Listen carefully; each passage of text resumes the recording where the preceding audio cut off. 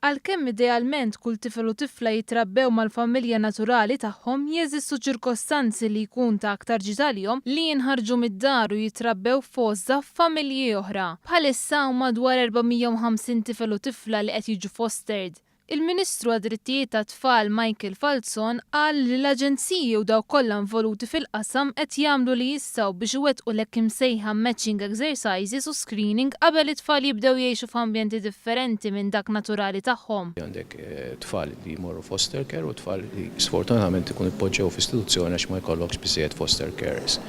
Bħala foster carers hawn Malta għandna qisu madwar 207 milli fil-kura tagħhom għandhom madwar 220 tifel jew tifla. Għandna qisu l-istess numru madwar 220 tifla li qegħdin jgħixu f'istituzzjonijiet. Ovvjament nixtiequ li jkollna foster carers iktar.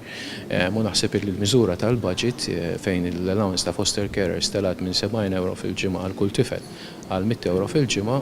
Il-flus mhumiex kollox imma huma wkoll inċentiv f'dak it-triq tajba. Rappreżentanti minn 6 kontinenti u 42 pajjiż minn madwar id-dinja jinsabu f'Malta għal konferenza globali tal-Organizzazzjoni Internazzjonali tal-Foster Care li nfetħet mill-President ta' Malta Mary Louise Colero Preca.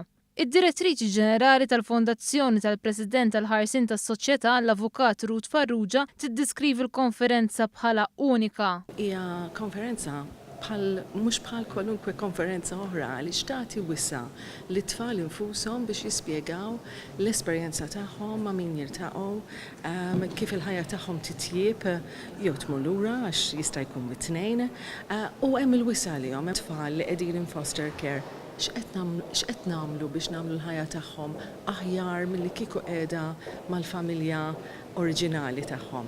X'nistgħu nagħmlu biex intejbu s-sitwazzjoni u x'nistgħu nagħmlu biex nisimgħuhom iktar effettivament. Fl-laqgħa waqt żjara ta' korteżija mal-Ministru Falzon, il-Ministru ta' Sri Lanka Chandrani Bandara, responsabbli mill-Ministeru għan-nisa u għall-affarijiet tat-tfal, qalet li Malta għandha sservi ta' mudell għal pajjiżi oħra fejn jidħlu l-adozzjoni, il-fostering u l-kura tat-tfal.